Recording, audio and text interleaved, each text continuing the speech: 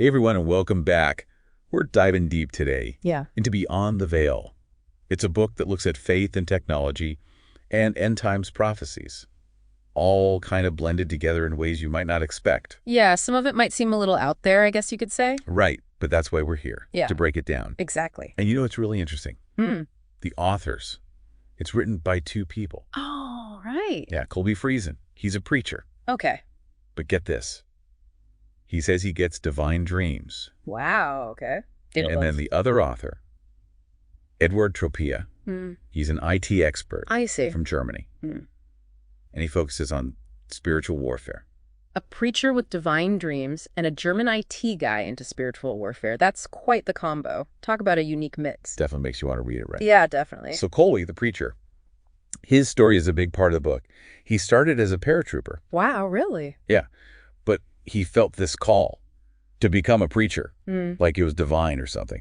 So now he's researching all these unconventional topics. It's almost like he feels chosen for this. And that comes through in the book. Totally. Right. So one of his core claims is that modern technology, especially things like mRNA, it was foreshadowed in the Book of Enoch. The Book of Enoch.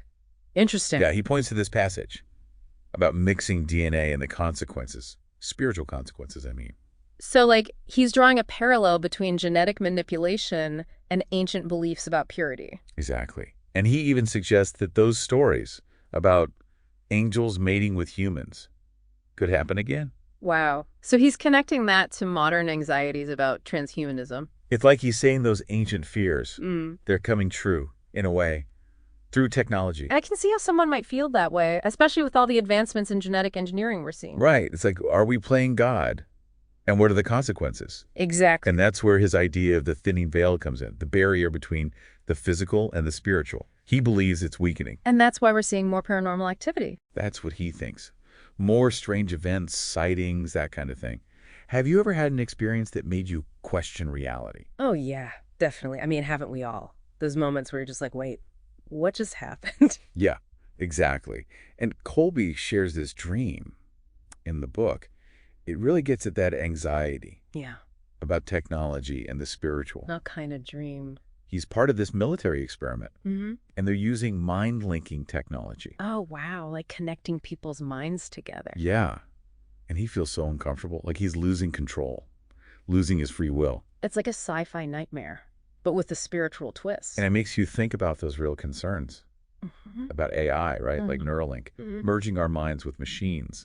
What does that mean for our souls? Definitely makes you think, where do we draw the line? Yeah, it gets even weirder. Colby has another dream. This one's really unsettling. He sees people with slots cut in their heads. What? Like pieces of their brains are missing. Right. And they can't think for themselves anymore. Oh, wow. That's creepy. It reminds me of that idea of the beehive mind, everyone controlled by one force. Exactly. It's like that fear of technology taking over, controlling us, turning us into robots. It's a pretty disturbing image. Oh, and the dreams don't stop there.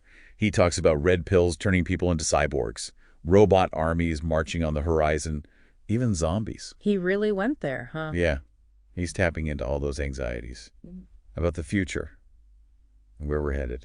I get that. It can feel like things are spiraling out of control sometimes. And he kind of channels that fear into this recurring theme in the book, The Mark of the Beast. The mark of the beast, okay. He believes it will change people, like irrevocably, into something not human. So it's not just a physical mark, it's a spiritual transformation. Yeah.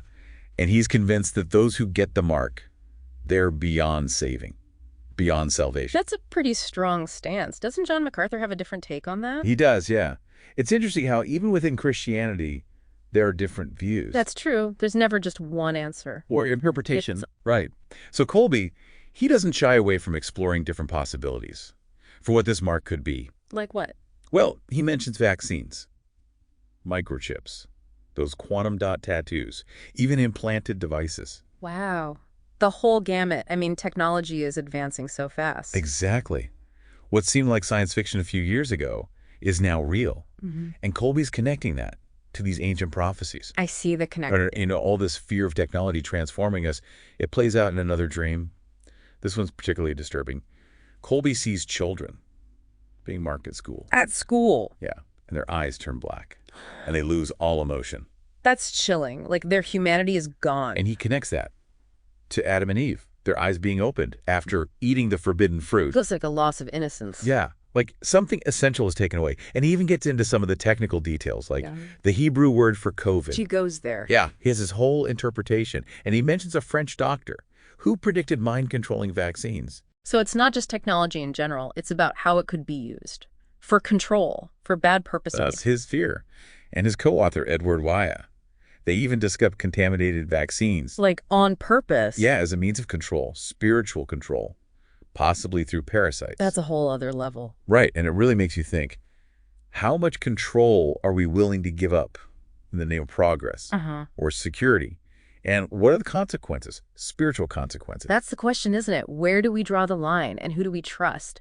And it's interesting how he brings in these ancient beliefs about disembodied spirits and connects them to AI. It's like this battle between good and evil playing out in cyberspace. And you have all these examples, like those stories about AI robots malfunctioning in really weird ways. I've heard those. Kind of creepy. And people who claim to have had like demonic encounters through AI chatbots, ChatGPT and stuff. Really? Demonic encounters through a chatbot. Wow, okay. Right. It makes you wonder, what happens when we create technology that's so advanced it seems to have a mind of its own? It's a valid question. Are we in control? Or is it controlling us? Colby's definitely worried about that, about AI being used for surveillance, control. And you can see why people would be concerned, especially with all the data breaches and hacking we see. And this distrust, it's not just about technology. He's also really skeptical of the government. Oh, yeah. He believes Christians should prioritize God over any worldly authority.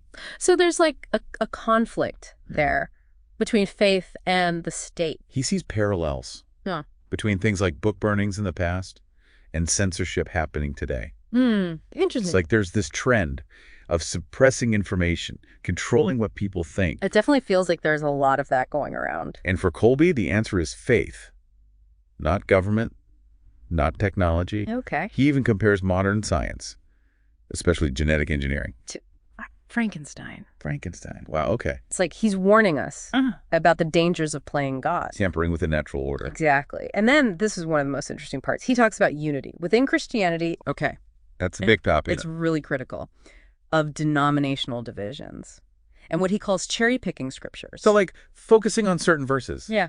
While ignoring others. Yeah.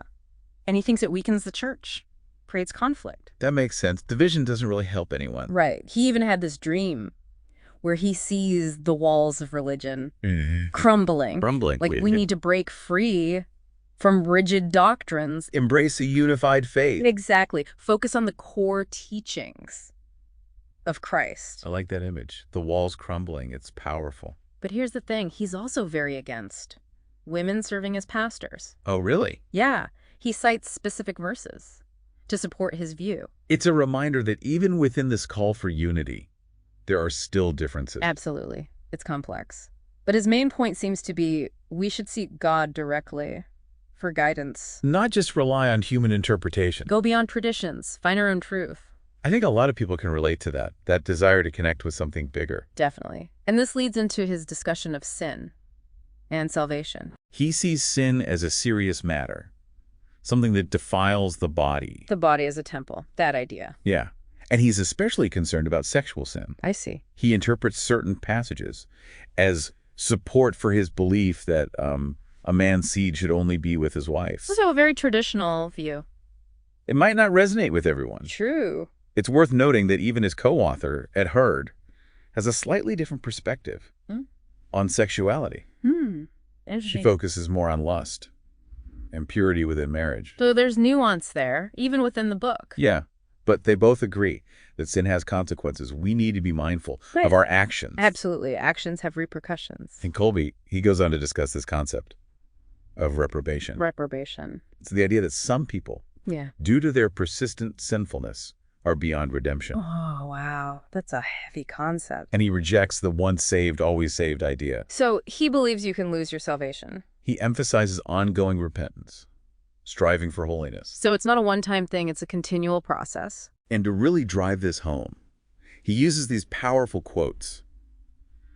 From historical figures like Richard Baxter and Thomas Brooks. Oh, the Puritans. They talked about the devastating impact of sin, the urgency of reaching out to those who are lost. A very fire and brimstone message. It's meant to wake people up, shake them out of complacency. It's like a warning, a call to action. He's painting this picture of a spiritual battle raging all around us. And we're all part of it. We have to be vigilant, arm ourselves with faith and knowledge. To fight for our souls and the souls of others. He really believes this, that we're living in a crucial time, spiritually speaking. And our choices matter.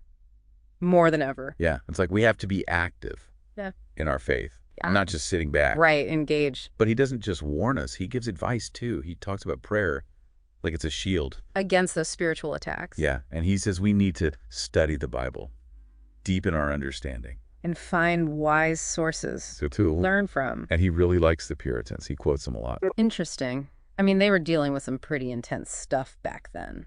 And he sees connections to what we're facing today. Like some truths never change. Timeless wisdom. But he's also worried about modern entertainment and the media. The influence they have. Yeah. He thinks they can be corrupting. I mean, some of it definitely can. It's like we have to be careful what we let into our minds. Guard our hearts from negativity. And he even talks about persecution, like Christians being opposed for their beliefs. That's a sobering thought. It is. And he thinks it could get worse, even violent. Wow. It makes you think about those who are persecuted for their faith around the world. It's a reminder to be strong. In our convictions. And to support each other. That's where community comes in. He's really big on that. Praying together, studying together, standing strong together. Unity in the face of adversity. Because we're not alone in this battle. We have God and we have each other. That's a powerful message of hope. Yeah, it shines through, even when things feel dark. So what's the main takeaway from all of this? I think it's a call to action beyond the veil. It's about actively engaging in this spiritual battle. Being aware, making choices. Our choices matter in this life and the next. He really wants us to think about that. To examine our beliefs, right? What do we stand for? Are we willing to live it out even when it's hard? It's a challenge, for sure. This deep dive, it's taken us through some wild territory. Colby's ideas, they're definitely thought-provoking. Faith and technology and prophecy, all mixed together. We've explored the themes, looked at some controversial stuff, hopefully made you think a little. And that's what it's all about, right? Getting people to think. Yeah. But this is just the beginning. The real work is what we do with this information. How we apply it to our lives, our own faith. So here's a thought to leave you with. If that veil is thinning between the physical and spiritual, like Colby says, how does that change things?